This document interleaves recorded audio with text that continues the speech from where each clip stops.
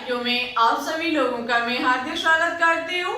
तो जैसा कि आप सभी लोगों ने थंबनेल में देख ही लिया होगा, मैं दिशा यादव आज आपके लिए सरफेस केमिस्ट्री का एक मोस्ट इम्पोर्टेंट टॉपिक लेकर के आई हूँ, जिसका नाम है कोलाइडी विलियन का शोधन। ये टॉपिक आपके एग्जाम के लिए वेरी वेरी इंपॉर्टेंट एंड कीमती टॉपिक है। तो आप सभी लोग आज की क्लास को बिल्कुल भी स्किप मत करें। और एक बात हम आपको बता देते हैं कि सरफेस केमिस्ट्री में जो भी हमने टॉपिक आपके सामने डिस्कस किए इस बोर्ड पर, सभी टॉपिक आपके एग्जाम के लिए मोस्ट इंपॉर्टेंट है। क्योंकि आपने देखा होगा, हमने जो संडे धमाका के रूप में एक आपको क्लास दी, उसमें हमने आपको नीट प्रीवियस ईयर और CBSE AIPMT के प्रीवियस ईयर पूछे हुए क्वेश्चंस लगवाए। वहां पर आपने सरफेस केमिस्ट्री से बनने वाले क्वेश्चंस को भी देखा होगा, जो कि बहुत ही इंपॉर्टेंट क्वेश्चन है, ठीक है। क्योंकि सरफेस केमिस्ट्री से बहुत ही अच्छे खासे क्वेश्चंस आपके एग्जाम में पूछे जाते हैं, ठीक है। तो फिर चलिए ज्यादा समय ना लेते हुए, टाइम वेस्ट ना करते हुए बात करते हैं, अपने टॉपिक पर नजर डालते हैं बोर्ड की तरफ। देखो, उससे पहले यदि अभी तक आपने हमारे चैनल को सब्सक्राइब करके बेल आइकन को प्रेस ऑल पर क्लिक ना किया हो तो एक बार जरूर कर लें, जिससे हमारी अन्य आने वाली वीडियो के नोटिफिकेशन आपके पास टाइम टू टाइम पहुंचते रहे, ठीक है। तो फिर चलिए अब बात करेंगे आज के टॉपिक पर।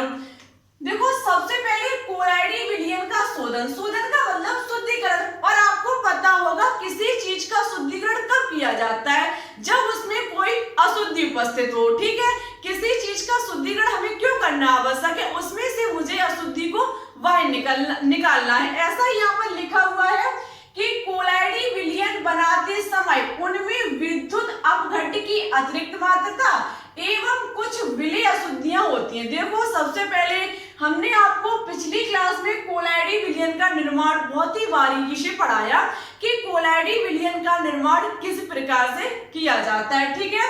तो कोलाइडी विलियन बनाते समय आपने देखा होगा, हमने एक चीज मिलाई थी, उसमें विद्युत अपघट्ट आपको पता है, ऐसा पदार्थ जो अपने आयनों में वियोजित हो जाता है, अपने आयनों में टूट जाता है। जैसे कि अशुद्धि के रूप में आपका यहाँ पर KOH हो सकता है, NaCl हो सकता है, HCl हो सकता है, कुछ भी हो सकता है, ठीक है। लेकिन वो अपने आयनों में वियोजित होना चाहिए।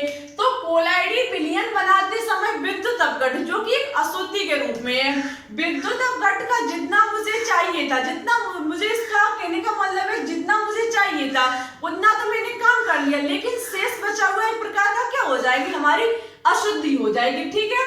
एवं कुछ विलेय अशुद्धियां भी उपस्थित होती हैं। लिखा हुआ है कि अशुद्धियों को आवश्यक सीमा तक कम समय के लिए प्रयुक्त प्रक्रम को कोलाइडी विलियन का शुद्धिकरण कहते हैं। अशुद्धियों को आवश्यक सीमा तक कम करने के लिए, अशुद्धियां जो हमारी उपस्थित हैं किसी भी कोलाइडी विलियन के निर्माण करते समय, यदि उसमें कोई अशुद्धि बच गई है उसे बाहर निकालना, लेकिन सीमित। कहने का मतलब है अशुद्धि को बहुत आवश्यक सीमा तक कम करने के लिए जो प्रयुक्त प्रक्रम प्रयोग किया जाता है, वो हमारा कोलाइडी विलियन का शुद्धिकरण या फिर कोलाइडी विलियन का शोधन कहा जाता है, ठीक है। तो अब आपको समझ में आ चुका होगा, कोई कोलाइडी विलियन जब हम बनाते हैं उसमें जो अशुद्धि उपस्थित होती है, अशुद्धि हमारी विद्युत अपघट्ट हो सकती है। विद्युत अपघट्ट जितना हमें काम में लाना था उतना तो मैंने ला लिया, लेकिन शेष जो बिना काम का है उसे हमारी वो अशुद्धि मानी जाएगी, ठीक है। उसे बाहर निकालना या फिर कुछ विलेय भी उसमें अशुद्धि के रूप में हो सकता है, ठीक है। इस चीज को बाहर निकालने के लिए कुछ प्रक्रम प्रयोग किए जाते हैं, कुछ विधियां प्रयोग की जाती हैं।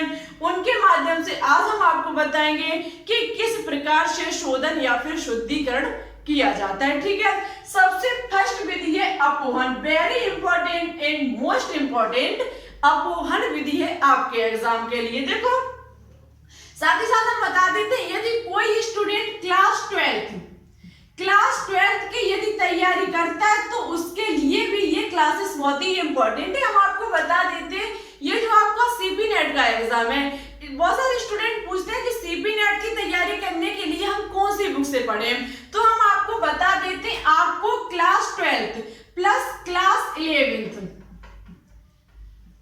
इन दोनों की आप NCERT book physics, chemistry and biology की पढ़ लीजिए। हम आपको बता देते हैं कि आपका CP नेट बनाते सभी में आपका सिलेक्शन होकर के रहेगा। यदि आप क्लास 11th और क्लास 12th एनसीईआरटी बुक से तैयारी करते हैं तो कोई इसकी एक्स्ट्रा बुक आप मत खरीदिए, कोई बाहरी खर्चा मत कीजिए। ओनली आप क्लास 12th और क्लास 11th को बहुत ही बारीकी से प्रत्येक चैप्टर को पढ़ लीजिए। हम आपको गारंटी देते हैं कि आपका सिलेक्शन हो करके रहेगा, क्योंकि इससे ही आपके एग्जाम में क्वेश्चंस पूछे जाते हैं। ठीक है, तो देखो अपोहन विधि में कुछ ऐसा होता है, हम सबसे पहले आपको समझाते हैं। अपोहन विधि में आपको 3 चीजें, जैसे कि आपका कोलाइडी कण है, ठीक है, हम आपको बता देते हैं आपका जैसे कि कोलाइडी कण है, उसके बाद कोलाइडी कण के साथ साथ होता है परिक्षेपण माध्यम। क्या होता है? परिक्षेपण माध्यम। ये हमारा कोलाइडी विलयन बनाने के लिए आपको कोलाइडी कण होगा, उसमें परिक्षेपण माध्यम होगा, साथ ही साथ उसमें उपस्थित होंगी अशुद्धियां। क्या उपस्थित होंगी? अशुद्धियां। अब आपको पता है मुझे क्या करना है कि कोलाइडी विलयन में से कोलाइडी कण को रखना है, परिक्षेपण माध्यम को रखना है और अशुद्धियों को हमें बाहर निकालना है। ठीक है, हम आपको बता देते, बता भी चुके हैं कि कोलाइडी कण का जो आकार होता है वो 1 नैनोमीटर से 100 नैनोमीटर के बीच होता है। 1 नैनोमीटर से 100 नैनोमीटर के बीच कोलाइडी कण का आकार होता है, जबकि अशुद्धियों का जो आकार होता है वो 1 नैनोमीटर से भी कम होता है। 1 नैनोमीटर से भी कम होता है। अब आप समझ चुके होंगे कि कोलाइडी विलयन में उपस्थित अशुद्धियां बहुत ही छोटी छोटी होती, बहुत ही बारीकी से। यदि कोलाइडी कण का आकार हमारा इतना है तो अशुद्धि का आकार हमारा इतना है। ठीक है, तो मुझे क्या करना है, इस कोलाइडी विलयन में से इस अशुद्धि को बाहर निकालना है। तो इसके लिए देखो स्टूडेंट क्या किया जाता है, एक ली जाती है चर्मपत्र झिल्ली, एक ली जाती है चर्मपत्र झिल्ली। ठीक है, एक ली जाती है चर्मपत्र झिल्ली जिसमें इन तीनों को घोला जाता है। ठीक है, क्या किया जाता है, इन तीनों को इसमें भर दिया जाता है, इन तीनों को इसमें भर दिया जाता है। इसमें आप देख सकते हैं जो ये हमने ये कोलाइडी कण है और ये जो छोटे छोटे ये हमारी क्या है, अशुद्धियां। ये जो गोल गोल आपको दिख रही होंगी ये है हमारी अशुद्धियां। अब हमने जब इन्हें एक चर्मपत्र झिल्ली में भर लिया तो देखो चर्मपत्र झिल्ली में होते बहुत ही बारीकी से छेद, बहुत ही बारीकी से झिल्ली एक प्रकार की होती है जिसमें से कोई छोटी चीज तो निकल सकती है लेकिन कोई बड़ी चीज नहीं निकल सकती है। हम क्या करेंगे, जब अपोहन विधि के द्वारा इसका शुद्धिकरण करेंगे तो मुझे यहाँ पर विसरण क्रिया करनी पड़ेगी। कौन सी? क्वेश्चन पूछा जा सकता है कि अपोहन कहने का मतलब है कोलाइडी विलयन का शुद्धिकरण में अपोहन विधि में कौन सी प्रक्रिया प्रयुक्त की जाती है, तो वहां पर विसरण क्रिया जो होती है वो प्रयुक्त की जाती है। विसरण क्रिया में क्या होगा, इस चर्मपत्र झिल्ली के वायर हम एक पात्र में भरेंगे जल को। किसको भरेंगे? एक पात्र में भरेंगे जल को। ठीक है,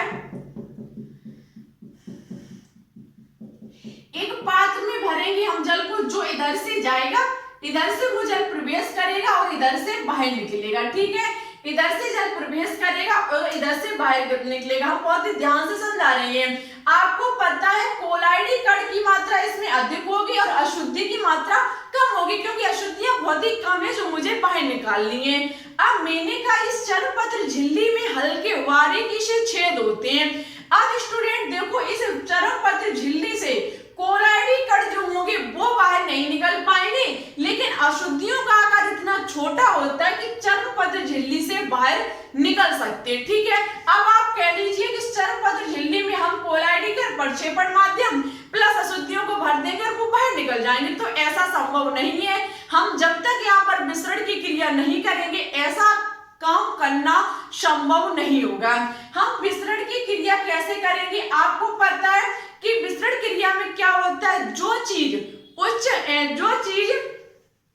उच्च सांद्रता से निम्न सांद्रता की तरफ आती है, जैसे कि यहाँ पर अशुद्धि उपस्थित है। ठीक है, इस विलयन में इस चर्मपत्र झिल्ली में अशुद्धि उपस्थित है, जबकि बाहर पात्र में अशुद्धि उपस्थित नहीं है। बाहर पात्र में जल भरा हुआ है, तो आपको पता है जहां पर किसी चीज की मात्रा अधिक होती है वो कम मात्रा की तरफ आता है, तो यहाँ से क्या होगा कि यहाँ पर होगी विसरण की क्रिया। दिया, यहाँ से जल का प्रभाव जाएगा, जल का प्रभाव इस चरण पत्र झिल्ली को ढकेलेगा, जिससे क्या होगा, ये जो हमारी अशुद्धियां उपस्थित हैं, ये छोटे छोटे बारीकी से कण जो हमारी अशुद्धियां उपस्थित हैं, ये हमारी उच्च सांद्रता से निम्न सांद्रता की तरफ आना शुरू हो जाएगी। निम्न सांद्रता से उच्च सांद्रता से निम्न सांद्रता की तरफ आना शुरू हो जाएंगी। जिस जल में अशुद्धि एक भी उपस्थित नहीं थी, उस जल में सारी उपस्थिति बाहर निकल आएंगी, क्योंकि चरण पत्र झिल्ली में छोटे छोटे छेद होते हैं, ठीक है। उनके द्वारा अब आप क्वेश्चन कर सकते हो, ये अशुद्धियां उच्च सांद्रता से निम्न सांद्रता की तरफ आई, तो ये कोलाइडी कण क्यों नहीं आई, क्योंकि कोलाइडी कण भी तो जल में उपस्थित नहीं है। तो हम आपको इसका रीजन बता देते हैं। हमने आपको शुरू में ही बोल दिया कि चरण पत्र झिल्ली में इतने बारीकी से छेद होते हैं कि उसमें कोलाइडी कण निकलना नामुमकिन है, जबकि अशुद्धियां उससे बाहर निकल सकती हैं, ठीक है। इस प्रकार से हम अपोहन विधि के माध्यम विसरण क्रिया के द्वारा अशुद्धियों को जल में घोल लेते हैं और चरण पत्र झिल्ली में हमारी शुद्ध कोलाइडी विलयन बच जाता है, ठीक है। इस प्रकार से कोलाइडी विलयन का शुद्धिकरण किया जाता है। लिखा हुआ है कि कोलाइडी विलयन में अशुद्ध के रूप में उपस्थित क्रिस्टलीय पदार्थ जो हमारा विद्युत अपघट्य हो सकता है को चर्म पत्र द्वारा विसरण क्रिया के माध्यम से पृथक करने का प्रक्रम अपोहन कहलाता है, ठीक है। किसी कोलाइडी विलयन का शुद्धिकरण हमें क्रिस्टलीय पदार्थ जैसे कोई विद्युत अपघट्य मिला है, उसको हमें क्या करना पड़ता है, चरण पत्र झिल्ली के द्वारा विसरण क्रिया के माध्यम से पृथक करने का प्रक्रम अपोहन कहलाता है, ठीक है। इस प्रकार से हमने इसका शुद्धिकरण किया। आई होप आपको समझ में आ चुका होगा। मन में किसी भी प्रकार का डाउट हो कमेंट बॉक्स में लिख देना, हम आपको नेक्स्ट क्लास में समझाने की पूरी कोशिश करेंगे। चलिए अब हम बात करेंगे इसकी सेकंड विधि पर, ठीक है। अब बात करते हैं सेकंड विधि पर। सेकंड विधि है आपकी विद्युत अपोहन। वेरी इंपॉर्टेंट है विद्युत अपोहन, सेम कुछ उसी की तरह है। देखो उसमें हमने क्या किया था, एक ली थी चरण पत्र झिल्ली, ठीक है। इसी प्रकार से यहाँ पर एक हम ले लेंगे, ठीक है। इस प्रकार से यहाँ पर एक हम ले लेंगे और उसमें जो हमने भरा था क्या, अशुद्धियां, उसमें हमने अशुद्धियों को भरा था, प्लस पर हमारा प्रक्षेपण माध्यम था और साथ ही साथ उसमें हमारे कोलाइडी कण भी थे, ठीक है। ये हमारे क्या है, कोलाइडी कण, जो कि 1 नैनोमीटर से भी कम इनका आकार है, ठीक है। इसके बाद हम क्या लेंगे, एक पात्र में लेंगे वाटर को, ठीक है। एक पात्र में हम क्या भर देंगे, इसमें वाटर को।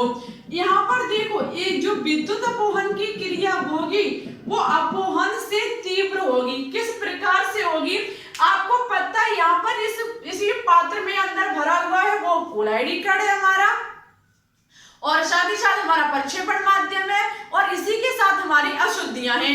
अशुद्धियां वो हमने आपको बताई हमारी विद्युत अपघट्य के रूप में होंगी। विद्युत अपघट्य हमारा वह होता है जो अपने आयनों में वियोजित हो जाता है। आपको पता है जैसे कि विद्युत अपघट्य हम ले सकते हैं KOH, विद्युत अपघट्य हम ले सकते हैं KOH, यहाँ से जल जा रहा है, यहाँ से जल बाहर निकल रहा है, ठीक है। यहाँ से अंदर प्रवेश कर रहा है, इधर से बाहर निकल रहा है। ये हमारा KOH जो होगा वो इसमें होगा, ठीक है। K हमारा प्लस होता है और OH हमारा माइनस होता है, ठीक है। हम यहाँ पर क्या करेंगे, इस प्रक्रम को करने हेतु हम विद्युत क्षेत्र का प्रयोग करेंगे और क्या करेंगे, इसमें विद्युत धारा प्रवाहित करेंगे। क्या करेंगे, इसमें करनी है मुझे विद्युत धारा प्रभावित, इसमें हम करेंगे करंट को प्रभावित। किस प्रकार से करेंगे, चलिए देखते हैं। हम इस प्रकार से इसमें कर देंगे विद्युत धारा प्रवाहित। जैसे ही हम इसमें करंट प्रवाहित करेंगे, आपको पता है ये है हमारा प्लस सिरा, ये है हमारा माइनस सिरा। अब आपको पता चल गया होगा ये जो प्लस वाले होंगे, लिखा हुआ है विपरीत, प्लस वाले आयन जो हमारी अशुद्धियां होंगी वो इधर को भागना शुरू कर देंगी और OH वाली जो होंगी वो इधर को भागना शुरू कर देंगी और इस विद्युत धारा के माध्यम से ये चरण पत्र झिल्ली से तुरंत बाहर खींच ली जाएंगी और इस जल में आकर के घुल जाएंगी, ठीक है। लिखा हुआ है इस अपोहन प्रक्रम को तीव्र करने हेतु विद्युत क्षेत्र का प्रयोग किया जाता है। किसका प्रयोग किया जाता है, विद्युत क्षेत्र का प्रयोग किया जाता है, क्योंकि विद्युत धारा प्रवाहित प्रभावित करने पर आयनिक अशुद्धियां तीव्रता से विपरीत आवेशित इलेक्ट्रॉन की ओर गमन करने लगती हैं। हमने इसमें अशुद्धि ली थी और हमारे कोलाइडी करते। अशुद्धियों को दूर करने के लिए हमने क्या किया, इस पात्र में भरे हुए जल प्लस इसमें डूबा हुआ ये जो नली जिसमें भरी हुई अशुद्धियां, उसमें हमने विद्युत धारा प्रभावित कर दी, विद्युत क्षेत्र इसमें हमने प्रयोग कर डाला।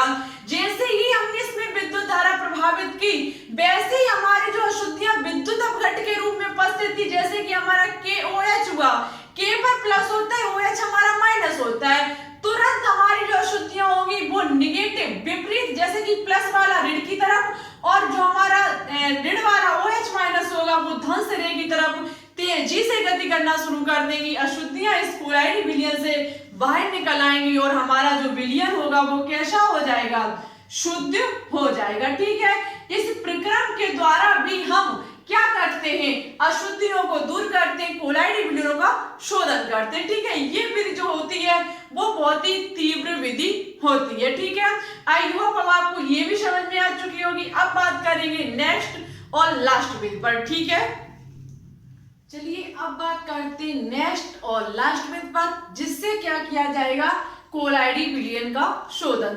देखो ये विधि क्या होती है, तो पढ़ते हैं कि अति सूक्ष्म निस्यंदन, जो आपकी ये विधि है वो अति सूक्ष्म निस्यंदन विधि है कि कोलाइडी कण सामान्यतः फिल्टर पत्र को पार कर जाते हैं। यहाँ पर देखो फिल्टर पत्र का प्रयोग किया जाएगा।